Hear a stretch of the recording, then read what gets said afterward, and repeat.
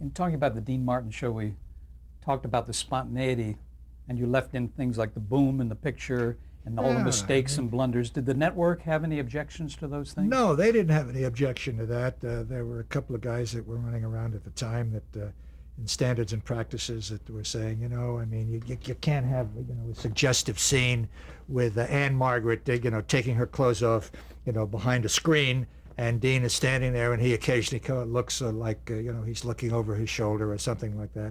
And we had little problems with that. We once had a scene with Petula Clark and Dean on a polar bear rug, and they were doing a duet together, and Dean really kind of had a crush on her, and I think she thought very highly of him at the time, and we were on the air, and he reached over at the end, and he just sort of grabbed a hold of her, and he brought it close to him, and he kissed her, and it was like, like Cary Grant and Deborah Carr in an affair to remember. It was a great, great moment. And the guy from Standards and Practice said, well, Greg, I mean, that was very suggestive. I said, what are you talking about? Well, I mean, he had his mouth open a little bit. I said, what are you talking about? He had his mouth open. What are you guys crazy? Well, we're going to have to look at the tape. I said, no, come on, give me a break. And now I look at some stuff on television. I hear people saying, oh, you're a son of a bitch and you're this, and people are half nude and people are lifting up their shirts. And I'm going, what the hell is going on here? We were practically a high school passion play when we were doing this. Didn't Dean...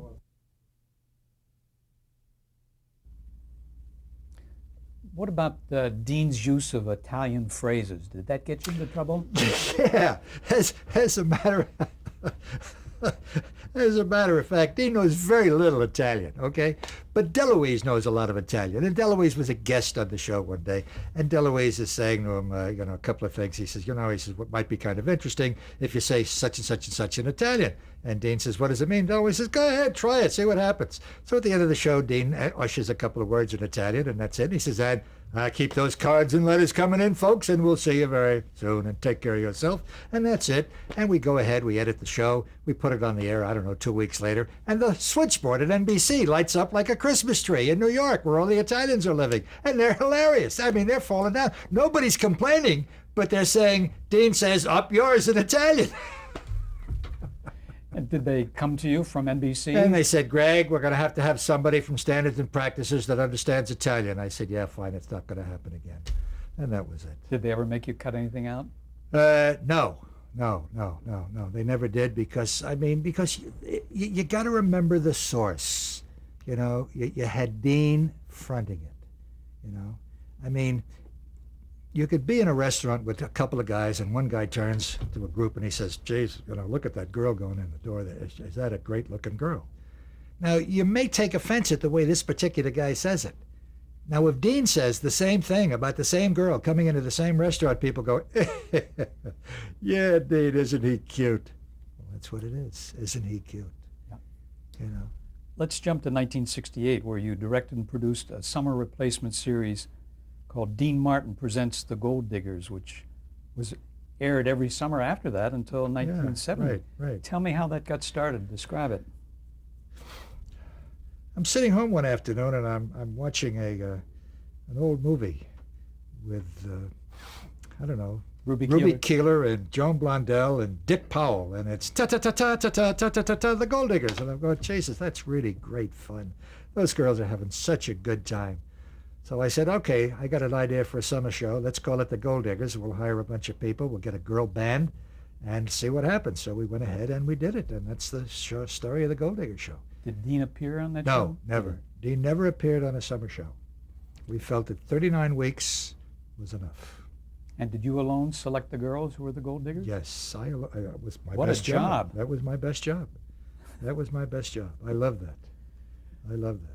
In 71, the Gold Diggers got their own syndicated show, a weekly show. Right. It was sponsored by Chevrolet, and it was kind of interesting because we came to them with an interesting idea where the girls would take apart a car from a Chevrolet from 1932 and rebuild it inside of 1 minute to a 67, 68 Chevrolet. For a commercial? For the opening of the show. That was the opening of the show. And we had, 14, 16 girls, and it was truly choreographed until we got it set right, and of course we taped it, And it was just, it worked out just great. And I think it cost Chevrolet, $500,000 to get somebody to build a car so that it would all fit together like this with the girls. But they were very happy with it. Ran for 2 years.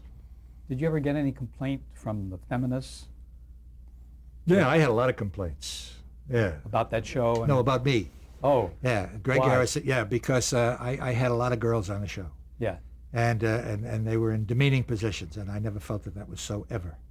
And a lot of women's groups. And we once had a couple of people standing outside the office with a couple of signs, and I didn't pay any attention to them because they each weighed about 230 pounds. What were the signs saying? It said, unfair to feminine people, women, whatever, beautiful, charming ladies.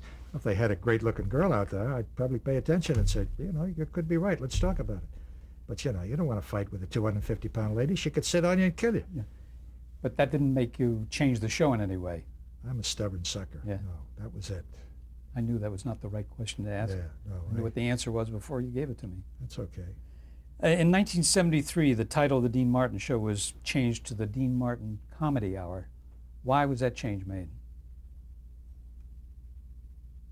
When was it? 1973? 1973. Was that the last year of the variety show? Yeah.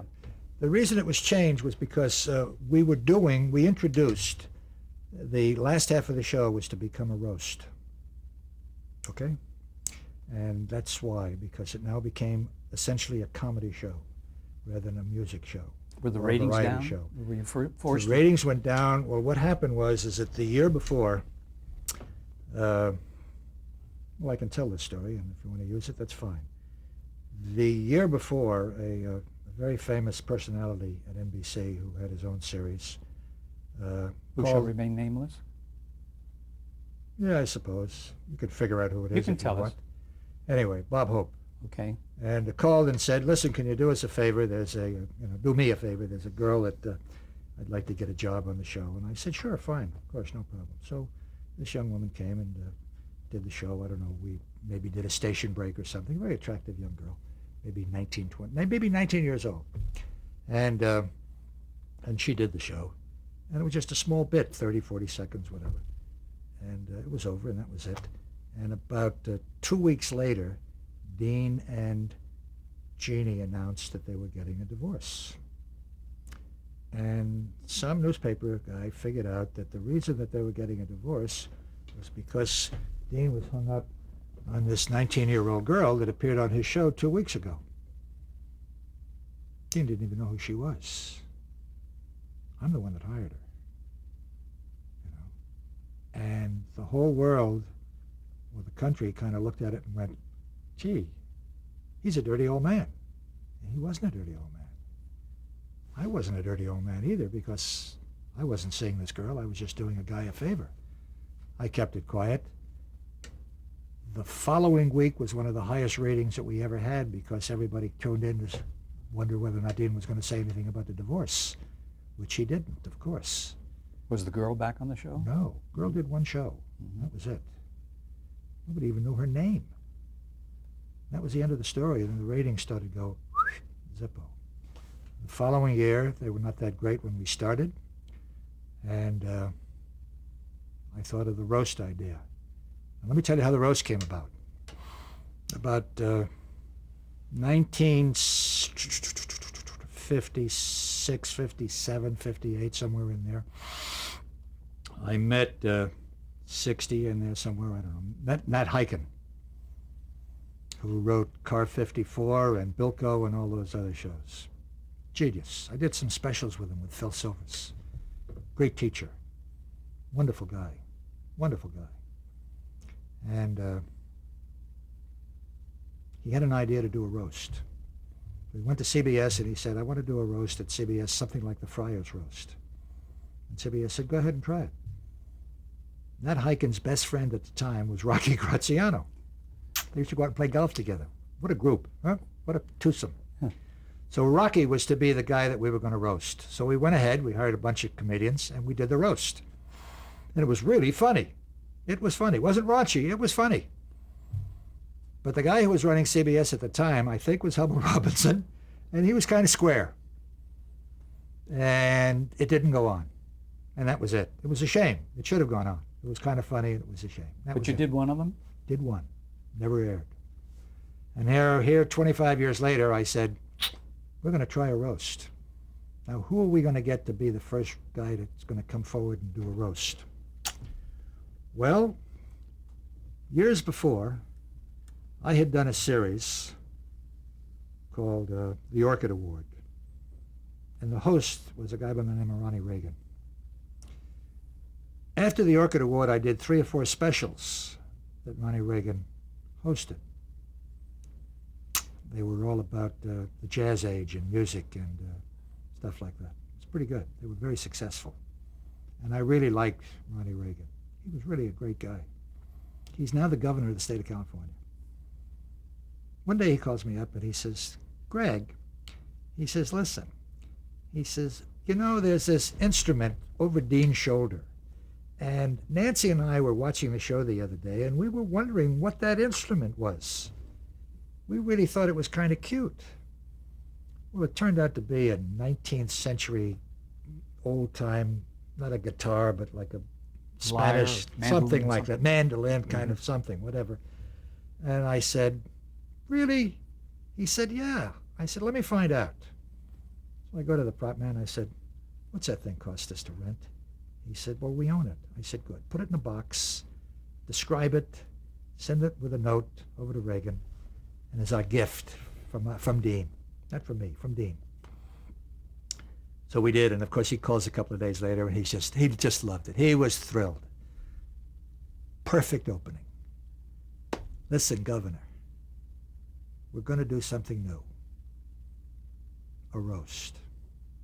I explained what it was, like the Friars roast. By the way, I'm a big fan of this guy's, just so you know that. And he said to me, Greg, I'll be glad to do it. An hour later, the Secretary of State or some person that's working for him called, now when do we get a script? And I said, there's not going to be a script until we get down and do the show. There'll be his closing remarks, which we'll write, and he has every right to change them. And she said, no script. Well, he can't go in there without a script. 10 minutes later, he's on the phone, and he said, I'll be there. Don't worry about it. I trust you. He was the first guy that we ever roasted, and after that, everybody showed up. Everyone wanted to do it. Yeah. I want to go And back. now he appeared again on at least probably a half a dozen roasts. Those roasts, by the way, are now being sold on home video. I saw one of them at the they're museum. starting, yeah. When the Dean Martin Comedy Hour Yeah. was canceled before you started the roasts, what was the feeling among all of you? I mean, great disappointment, great sadness? No, not at all. Not at all. As a How matter did- of fact, I wrote a letter to the network and all the executives, the presidents and everybody, and on behalf of Dean and of course me.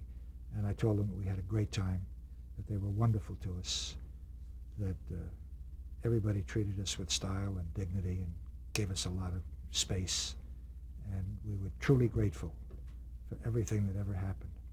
And the reason for that letter was, I figured out, it didn't take a mental giant to figure this out, that every other show that I ever remember that was canceled, ever, the star of the show, the producer of the show, the director of the show said, the network, they didn't give us this, and they put us in a bad time period, and they didn't give us a chance to do this, and they were terrible at this.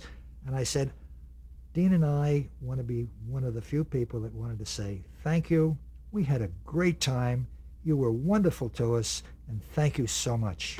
9 years, right? 9 years. And I got a phone call from every one of these guys, and they said they decided to pass it around because it's the only guy that ever said thank you. What do you think Dean Martin's legacy is?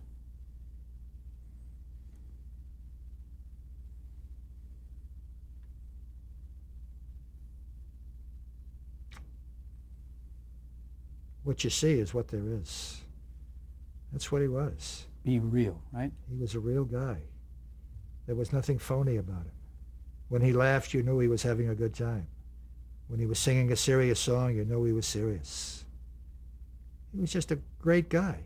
And it was a pleasure to people all over the world Totally, because the show did extremely well in England and Australia and New Zealand, you know. And just to look at him and see that he was having a good time. And that's what you saw, you know. There are no surprises. That's it. That's the man.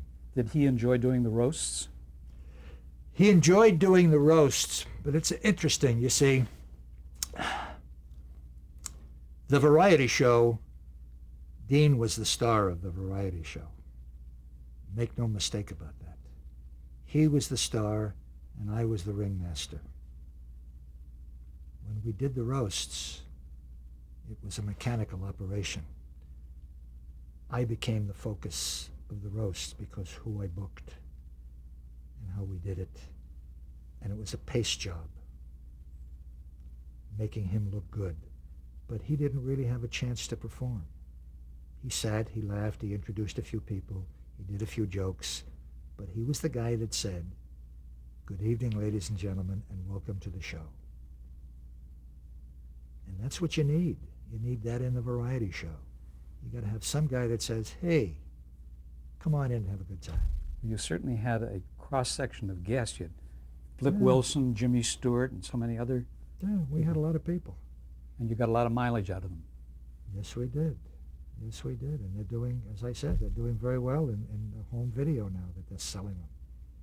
So we're Did you very have happy. writers on the show, Greg? We had a writing staff of no less than minimum of 12, sometimes 14 writers. Hmm. Every performer, with the exception of 2, every performer on every roast, every line was written. Every single line was written. There was not one ad lib, with the exception of 2 performers. One, of course, was Jonathan, and the other, Don Rickles. They could do Don Rickles, go. But everybody else scripted. Everything, every line, every word, every joke, everything. Did you use material from their acts, or was it all fresh? All fresh, all new. Tremendous, tremendous amount of material went through every week. We would tape sometimes 2 hours. And have to cut it down to 1? Yeah. That's how much material was in there. A lot of, sometimes, every once in a while, a comic would come in and start doing some raunchy material, and I would stop it, you know, and I would just go over and just, I had no shame. You know, I just stop and walk out on stage and go, "Oh, we got a problem with the lights, with the thing, with the camera, with something, whatever. Excuse me, ladies and gentlemen." And I'd call them over and I'd say, "Don't do that, because we're following this, you know, we can't use that joke.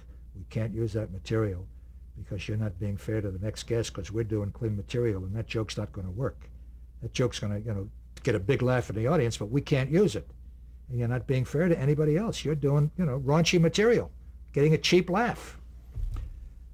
Because of that, I did the warm-ups. We had a cast of, you know, you name them, you know, I mean, Bob Hope, Milton Berle, Rickles, Red Buttons, everybody. Flip Wilson. You know who did the warm-up with 3,000 people at the MGM Hotel? Me. You know why I did the warm-up? Because I didn't want them going out and doing parts of their act. And I didn't want anybody going out there and getting big laughs from the audience with an off-color joke. Because we had to follow it with clean material. It didn't take a mental giant to figure that out. That's just the way it works. You did the show on location, Always. All the shows were done at the MGM Grand in Vegas. so you had to bring all the guest stars there. Yeah, they also paid us a lot of money to do the show there. Mm. They picked up the tab for all the guests and everything. Do you recall how long it was on the air then, the roast? 7 years. So it was very popular. But we only did like 6, 7 a year. Oh, Yeah. I see. Took a lot of writing. The writing would take 2.5, 3 weeks to get the material together. And big budget. Big budget, but we didn't pay the guest stars a lot of money, you know, because, I mean, they were getting a paid vacation, really, in Vegas. The hotel picked up all their tabs and everything. But, I mean, we really couldn't. We had 18, 20 people on the dais, and if you paid everybody $10,000, I mean, it got crazy. So we paid everybody a minimum amount of, like, I mean, $2,500, $3,500 a person. A while back you mentioned that 4.5-hour NBC Emmy-nominated special, The First 50 Years. How did that come about? You directed and produced that. It was 4.5 hours. No, actually, it was 9.5 hours. It was. Yeah. There Oh, were two two other different segments shows. after that, yeah. Tell us about that. The president of NBC at the time was a guy by the name of Mike Weinblatt, and the head of promotion and everything else was a guy by the name of Dave Tebbett. And they came to me and they told me that, of course, Dean was very hot at the time, and so was I.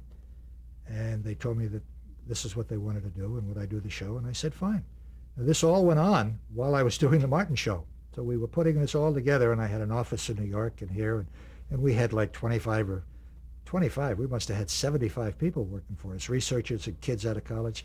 As a matter of fact, the head of ABC Television, Stu Blumberg, you know who he is? Yes. He was one of the kid researchers on our show. As a matter of fact, during an interview, he once said, my first job was a researcher for Garrison. He petrified me. I wasn't that mean. Anyway, he was very good at what he did. He must still be. He's still doing it at ABC. Now, one of your guest hosts was Jerry Lewis.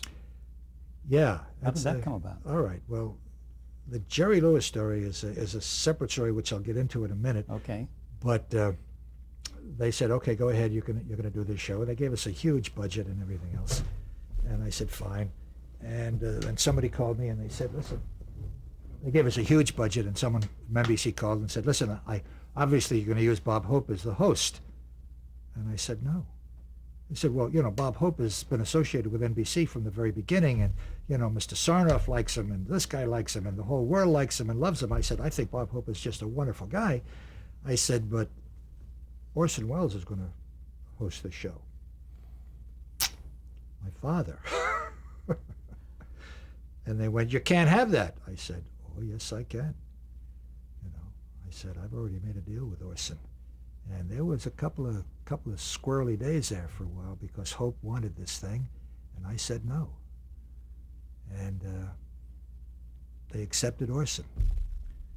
Now, we had every major star that was associated with NBC doing a guest shot on the show, including Dean and Jerry Lewis. Milton Berle. Milton Berle. Johnny everybody. Carson, the whole works. Hope was on too. And they all did a little introduction of a segment. Gregory Peck was on. And Jerry Lewis. Then this was a couple of 3 days after we had taped Dean's segment. I'd never met Jerry Lewis.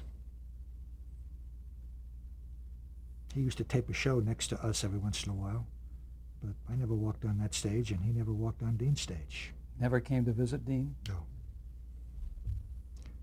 And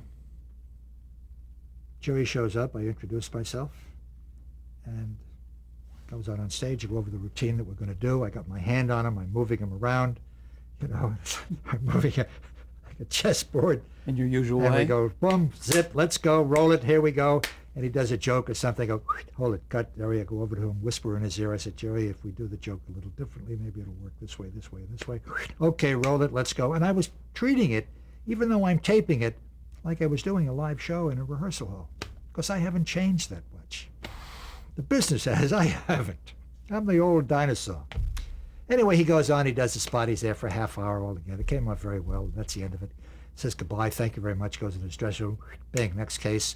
We had an hour break or something before the next guest came in. And his wife comes over to me. He was married to a nice little girl by the name of Patty at the time. And she says, I wonder if you got a couple of minutes, if you could, Jerry would like to see you. And I said, sure. So I said, I'll be there in a couple of minutes. And I walk into his dressing room. And she says, I'll be back in a few minutes. And she went out the door. And I'm going, okay, what's this all about, And Jerry says, I've been hearing about you for a long time. He said, I came in and watched you one day when I was taping next door. He said, I was sitting way in the back of the audience.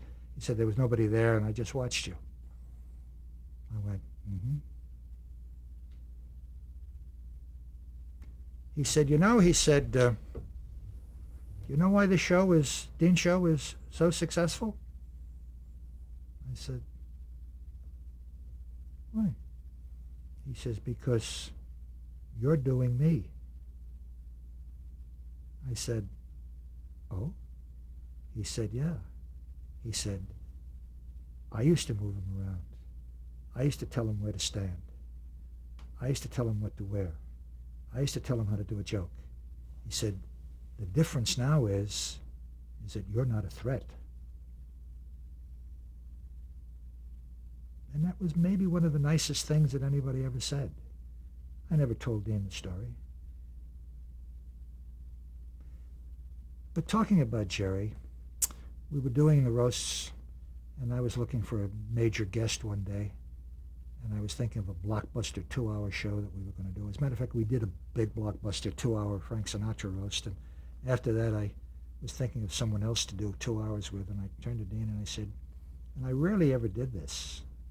And I said, actually, I never did this. I turned to Dean and I said, I said, Dean, if we did Jerry, it would be wild. And he looked at me and he said, mm-hmm. He said, but he said, it wouldn't be fair right now. He said, right now I'm a big hit and he's not. So they may not have liked one another after they broke up, but there was always a feeling of love in there someplace because those two guys had some great times together. They did. It's like a guy that, gets a divorce. He's had a couple of kids with this lady, and there was some great moments there in that marriage. And it's the same thing with Dean and Jerry.